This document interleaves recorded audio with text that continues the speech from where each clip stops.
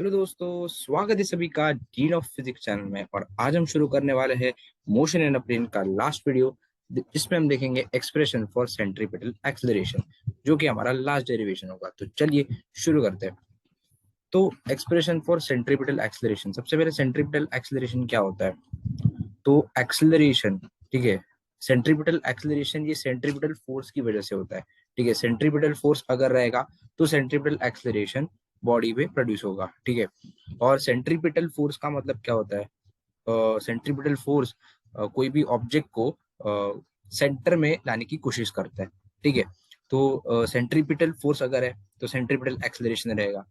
तो centripetal acceleration का M क्या होता है कि कोई भी पार्टिकल को सेंटर में लाने की कोशिश करे। ठीक है, तो अभी समझो ओ ये सर्कल का सेंटर है, और पॉइंट पी ये रिवॉल्व कर रहा है ओ के अराउंड। ओके, तो हमें डिराइव करना है कि पी पॉइंट पे जो भी पार्टिकल है उसका सेंट्रीपिटल एक्सेलरेशन क्या होगा। ठीक है, तो यहाँ पे यूनिफॉर्म सर्कुलर मोशन परफॉर्म कर रहा है particle, okay, which is at P. यहाँ पे देखो पार्टिकल पी परफॉर्मिंग यूसीएम, मतलब uniform circular motion, okay, in anti clockwise sense. अभी एंटी क्लॉकवाइज और क्लॉकवाइज क्या होता है? अभी पार्टिकल का एरो देखो, पार्टिकल का एरो जो है वो क्लॉक के मैनर में नहीं जा रहा है। ठीक है, क्लॉक का मैनर कैसा होता है? क्लॉक में जो हैंड्स ऑफ द क्लॉक जो होते हैं, ठीक है, वो okay they revolve in clockwise manner, मतलब 12, फिर 1, फिर 2, फिर 3। ओके, क्लॉकवाइज मैनर में वो घड़ी के कांटे घूमते रहते हैं। लेकिन यहाँ पे पार्टिकल पी जो है it is moving in opposite manner ना। ओके, ओके, वो क्लॉकवाइज मैनर में नहीं घूम रहा है। ठीक है, इसलिए उसका जो डायरेक्शन है वो एंटी क्लॉकवाइज है। ठीक है, opposite to clockwise is anti clockwise. Sense along a circle of radius R. तो ये सर्कल का रेडियस क्या है? आर है। देखो यहाँ पे दिया है। ठीक है, with angular speed omega. Okay, मैंने आपको बताया था लास्ट लेक्चर में कि एंगुलर स्पीड क्या होता है। तो सर्टन एंगल कवर करता है particle with in a given time.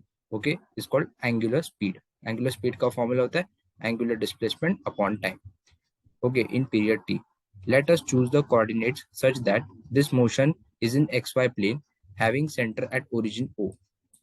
Initially, for simplicity, let the particle be at p naught on positive x-axis.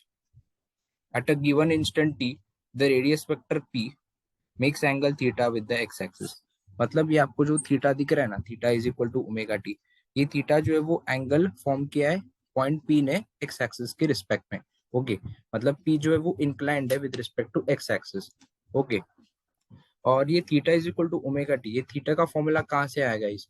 तो ओमेगा मतलब एंगुलर स्पीड। यहाँ पे देखो एंगुलर स्पीड का फॉर्मूला क्या होता है? Theta upon T.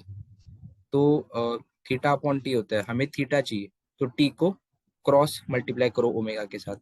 ठीक है, हमें ये फॉर्मूला मिलेगा, right? Theta is equal to omega T. अब हम क्या करेंगे? ओके, दोनों साइड डिफरेंशिएट करेंगे। ओके, नेक्स्ट स्टेप होगा हमारा डिफरेंशिएशन। तो दोनों साइड अगर हम टी के रिस्पेक्ट में डिफरेंशिएट कर रहे हैं तो डिफरेंशिएशन मैंने लास्ट लेक्चर एक्सप्लेन किया था, basic rules of differentiation. Okay, यहाँ पे D by D T of theta, क्योंकि थीटा का डिफरेंशिएशन कर रहा है, और ये साइड पे omega into D by D T of T. अभी D by D T of T मतलब D T upon D T, तो D T upon D T cancel हो जाएगा, तो वन बचेगा। तो D theta upon D T is equal to omega. तो x and y components of radius vector r vector will be r cos theta and r sin theta. Okay, इसका मतलब क्या है कि हमने r को रिजोल्व किया। अभी यहाँ पे जो r रेडियस वेक्टर है वो एंगल थीटा बना रहा है x एक्सिस के साथ। ठीक है, तो उसका x कंपोनेंट क्या होगा? r cos theta. ओके, और y कंपोनेंट होगा r sin थीटा। को दिखाता हूँ।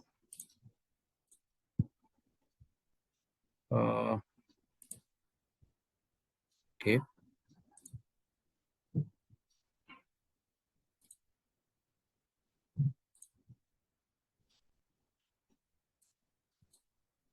यहाँ पे देखो, दिस इज r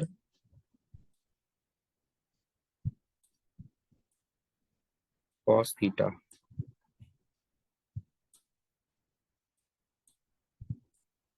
ठीक है, ये जो हॉरिजॉन्टल वाला कंपोनेंट है ना गाइस अलोंग एक्स एक्सिस, वो r cos थीटा है, और ये वर्टिकल वाला कंपोनेंट जो है वो r sin थीटा है।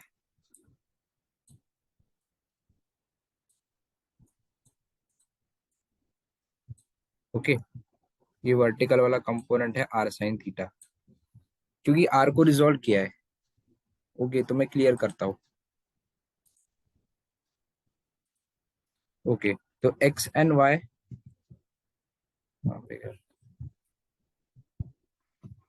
तो यहाँ पे ना आर वेक्टर का फॉर्मूला है R cos theta I cap plus R sine theta J cap. अभी एक आया कहाँ से, तो कोई भी वेक्टर का जो इक्वेशन होता है ना, वो X I cap plus Y J cap में के फॉर्म में होता है। जैसे कि R vector equal to X I cap plus Y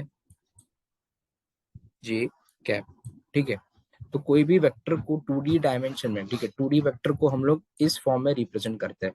तो अगर हम ये इक्वेशन को और ये इक्वेशन को अगर हम कंपेयर करेंगे, तो आर कॉस थीटा हो जाएगा एक्स, क्योंकि दोनों का यूनिट वेक्टर आई कैप है, और आर साइन थीटा हो जाएगा वाई। तो X is equal to R cos theta और Y is equal to R sine theta. ठीक है, अभी मैंने आपको बताया कि एक्स और वाई की जगह हम लोग ने आर कॉस थीटा और आर साइन थीटा पुट किया, लेकिन यहाँ पे theta equal to omega T है, तो हम लोग थीटा की जगह ओमेगा टी पुट करेंगे। ये देखो, थीटा की जगह ओमेगा टी पुट किया। ओके, ये हमारा एक सेपरेट इक्वेशन बन गया। ओके,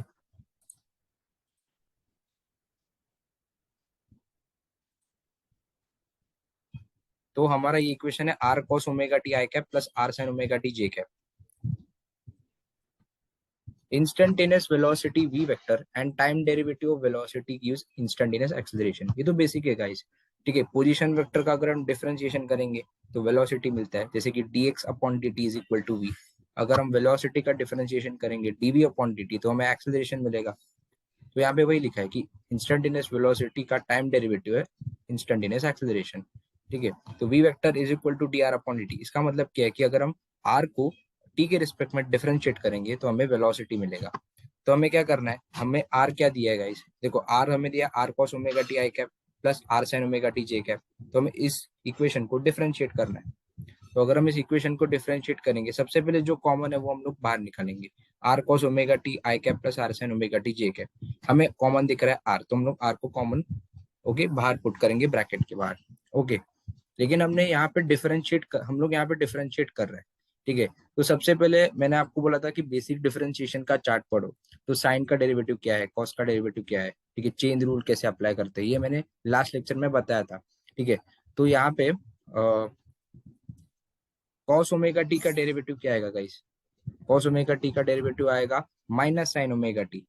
और यहाँ पे साइन थीटा है ना, तो थीटा का फॉर्मूला यहाँ पे पुट किया है ओमेगा टी, तो ओमेगा टी का भी डेरिवेटिव आएगा, क्योंकि टी का फंक्शन है। अगर यहाँ पे टी का फंक्शन नहीं होता तो डेरिवेटिव नहीं आता।